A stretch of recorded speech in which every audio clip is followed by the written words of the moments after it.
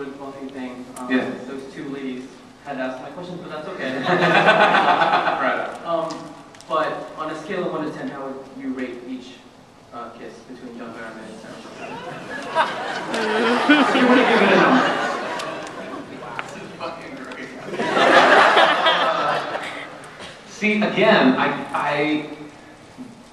neither one of them were a kiss in the sense of what I do when I kiss people when I'm not being paid to kiss. Neither one of them were anything more than a 1 on a romantic or a sensual level, because it's just, that's not the point. As I learned with Sarah, if you experience any sensuality with the kiss, you've blown the shot already.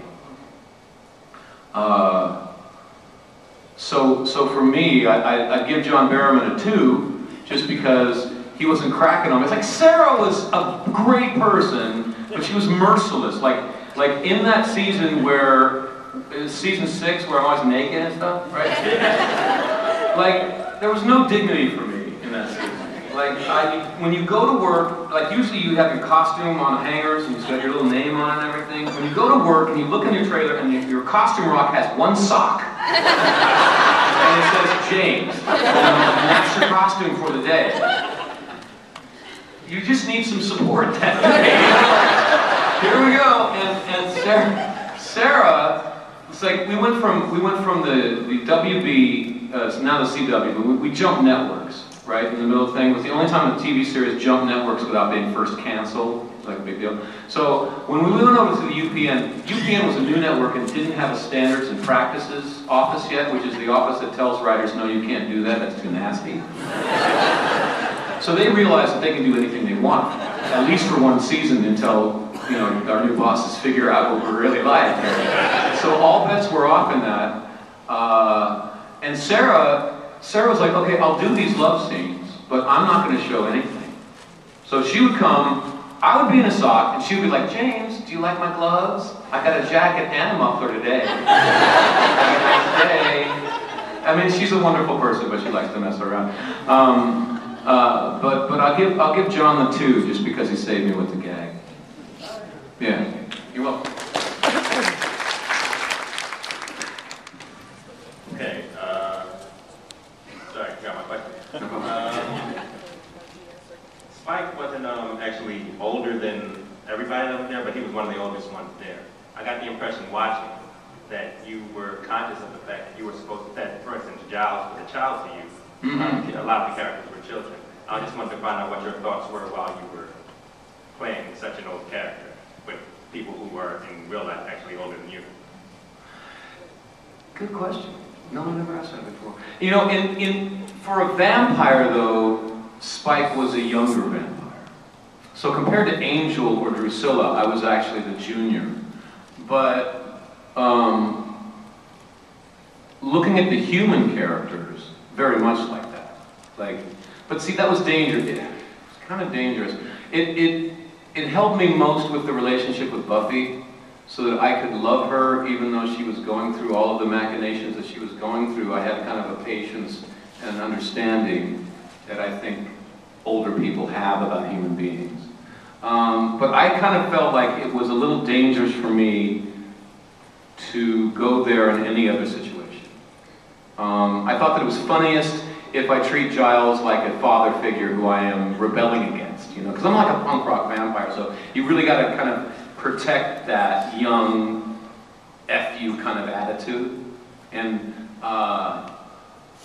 so I guess I held on to that most of all. Like I would have directors who were like first-time directors on the show and they didn't know everything yet, and like Xander would be all hurt and bleeding in the corner, and the rest of the cast would be gathered around him crying and everything, and I'd be cacked out on the sofa going, and it wasn't written that way, but I would just, that's where I'd be. And the director would be like, dude, you know, you're a series regular, he's a series regular, you gotta care about each other in the show. And I'm like, no, don't care at all. So I don't know if that answers your question, but yeah. Hi. Hello. My question was, one of my friends thinks that Spike is pure evil. Do you consider him highly, I mean extremely highly, confused or evil? Well, that opens up a big can of worms. Okay.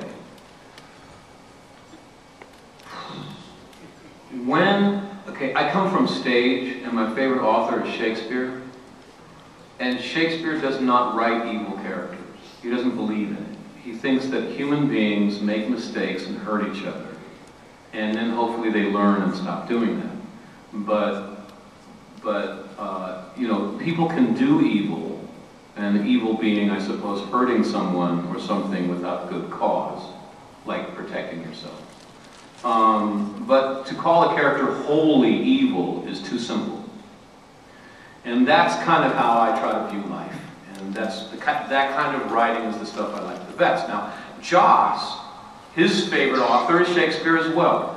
But he had constructed a series where vampires were not human. They were a metaphor for the problems that you have to overcome in adolescence. So for him, vampires were supposed to be ugly and very quickly dead.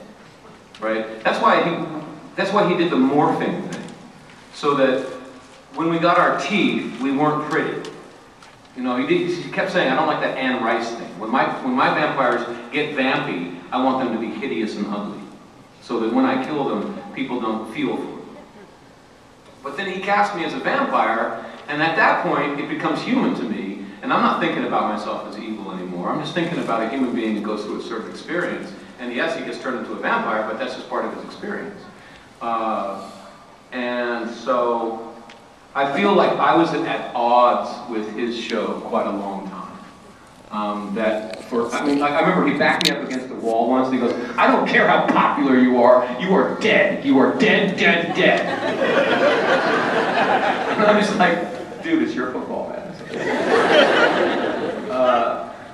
But I just kept saying, as long as he doesn't kill me, I'm just going to play this like a person.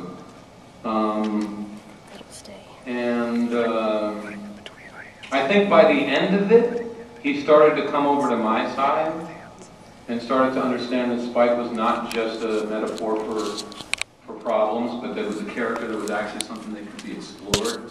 But I think that that's something he had to come to. I don't know. Does that answer your question at all? So no, I didn't see him as evil at all, actually. Yeah. You're welcome.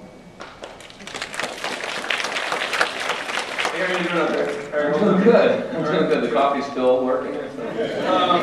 You've played such a wide range of characters throughout your career, and I'm just going to pick apart Spike because that's the character that most people seem to be more familiar with and recognize. In that Spike is a very complex character. Yeah. And that he's kind of an anti-hero of sorts. Yeah. So my question for you is, which character would you rather play, a villain or a hero? Artistically, the hero. It's more complicated and closer to my human experience. But on the day when you're filming, villain, definitely villain. It's much more fun. Like when I do video games, I always make the bad choices. You know? Like in Infamous, I'm like, oh, kill them all. Because in real life, you know, you try to be nice, try to be supportive of each other, love the world and everything. So when you get a vicarious experience, why not, you know, go the other way? Plus, when you play a hero, you're always running around trying to save people, you're always huffing and puffing, and always feeling guilty that you didn't do better, and you have to beat yourself up because you're not good enough to save the world, etc. Whereas when you're a villain, you just lurk in a corner, wait for the hero to come by, pop him in the head, and go home.